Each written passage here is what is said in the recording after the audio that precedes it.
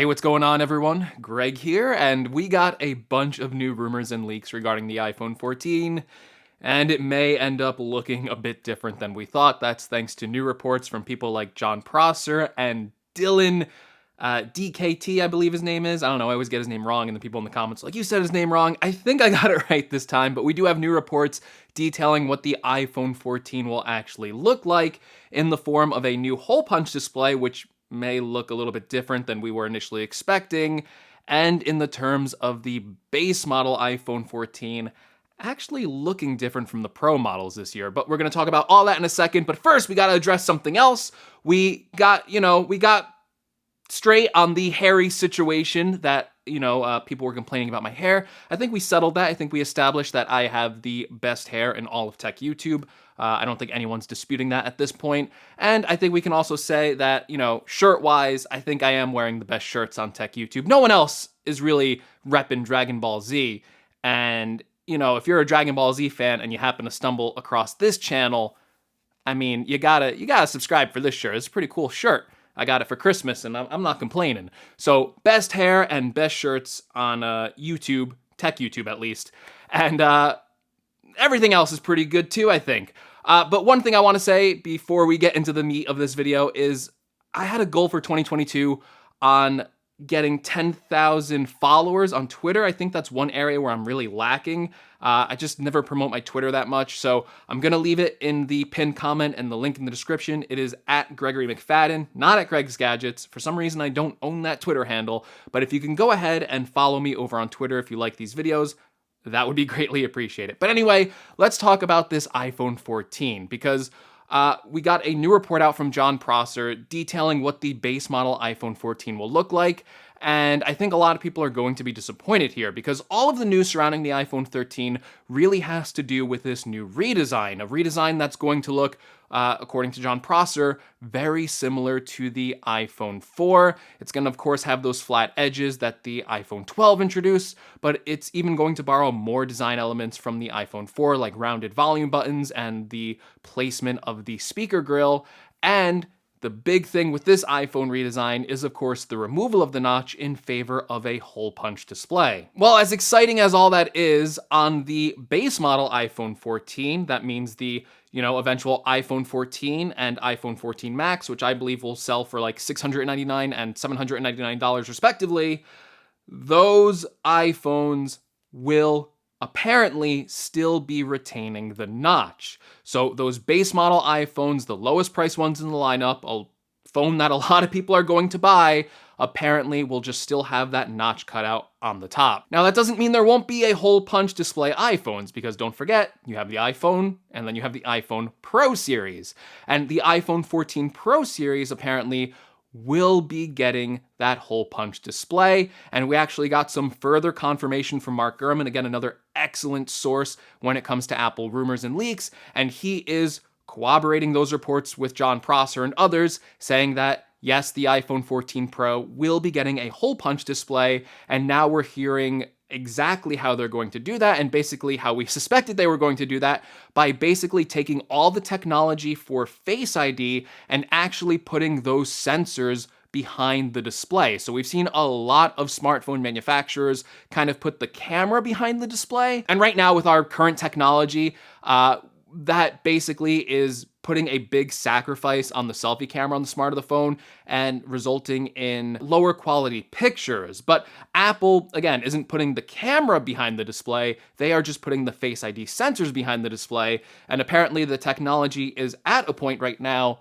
where reports are saying that Apple putting those sensors behind the display will not result in a loss in the quality of Face ID. So it should still be just as accurate and just as fast as the current Face ID system. However, that iPhone 14 Pro series with that hole punch display, I think when we traditionally think of a hole punch display, we think of one tiny little circle.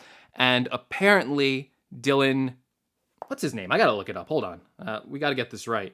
Dylan DKT on Twitter is saying that the iPhone 14 Pro will have a pill-shaped hole punch display. And we have seen some renders and some concepts of the iPhone 14 Pro with that pill-shaped frontal camera. And I think on other Android phones in the past, we've kind of seen that pill-shaped camera, which I think does look a little bit more distracting than just a regular old hole punch. So I'm kind of curious as to why Apple will be implementing this camera. Maybe it is for a big boost in the selfie camera quality, which is rumored to be on the iPhone 14.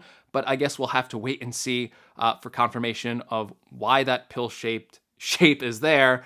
But anyway, that 14 Pro does sound like it is going to end up looking quite different than the initial renders we saw from John Prosser, if it does keep this pill-shaped design. Overall, I don't think it really is that big of a deal if they do decide to go for the pill-shaped design, because at the end of the day, it is still smaller than the full cutout of having a full-size notch on the phone. Now, going back to the regular iPhone 14, kind of talking about this whole lineup in general and my opinions on it, I think, again, a lot of people are going to be disappointed with the fact that not all of the iPhones are going to be getting that visual design change, but I think it does kind of make sense from Apple's standpoint, from a pricing standpoint, because I imagine, taking the Face ID sensors and putting them behind the display is going to add complexity to the manufacturing process, which can only increase the cost of manufacturing for those iPhones. And I think Apple wants to keep the price of those base model iPhone 14s pretty low. Like, I'm really expecting Apple to be aggressive here when they eventually do launch the iPhone 14, which, again, it's still a while away. We're still in January. Those aren't coming until September. But I feel like they want to take that regular-sized 6.1-inch iPhone 14 and get that to a $699 price point, where I feel like that will just really dominate in that market space if it can take the price of the iPhone mini. And then again, if they can come out with that iPhone 14 Max, which rumors say is going to be below $900, if they can get that to a price point of $800, again, you're going to have a really, really compelling base model iPhone lineup this year.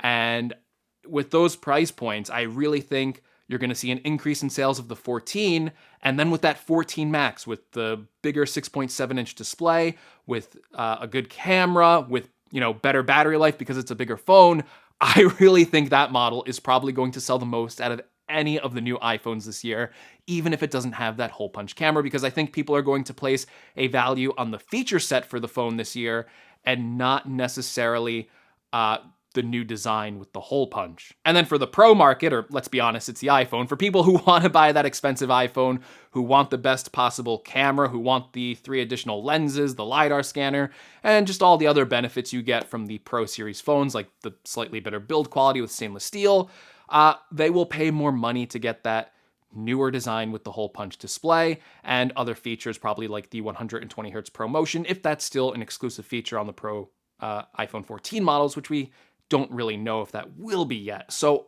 I think that makes sense. You can put the iPhone 14 Pro, you can still keep it at the $1,000 and $1,099 price point. And by introducing this new shape, you actually have a visual distinction between the regular iPhone 14 series for this year and the iPhone 14 Pro series, which I think will probably drive upgrades up to the iPhone 14 Pro series if you really want to basically scream, "Hey, look, I got the latest iPhone." You don't want to be confused of having like an iPhone 13 still. You want to be like, "Look, I got the newest iPhone 14." And yeah, there's a lot of people like that. Those people that just get the new phone just because it looks new. People are going to get the iPhone 14 Pro probably just because it looks new over the iPhone 14. But other than those reports, the iPhone 14 is still sounding like a pretty impressive phone upgrade model. We've obviously covered a lot of what to expect with this phone, including, even more powerful processor with the A16 chip, a really big camera upgrade to the rear-facing camera this year with a 48 megapixel sensor. I really think that's going to drive a lot of upgrades to that phone, because I was really impressed with the 13 Pro already with its camera features, and just upping the megapixel count with Apple's computational photography prowess, it could result in drastically better photos if Apple handles it correctly. And based on the technology they're implementing, it does sound like it is going to be a little bit different than that normal pixel binning process. But yeah, so far that's basically everything we know about the iPhone 14 and iPhone 14 Pro's design. And again, it is still very early. This is January, and we still have 9 months to go before we actually see this phone. So a lot can change from now to then. So we gotta kind of wait and see how it all shakes up, if Apple can actually get all the components it needs to make these phones, and if everything goes along smoothly in the manufacturing process. But yeah, I think it's a good strategy from Apple, and I think these are going to be pretty interesting phones. So let me know in the comments below what you think about the iPhone 14 supposedly retaining the notch and the iPhone 14 Pro going for this pill-shaped hole punch display. And let me know if you like that design or if you'd rather just have that regular, single circle cutout. As always, if you like this video, please give me a like. If you want to see more, make sure you subscribe to my channel and don't forget to follow me over on Twitter. And as always, thank you so much for watching, and I will see you all in the next video. Take care, everyone.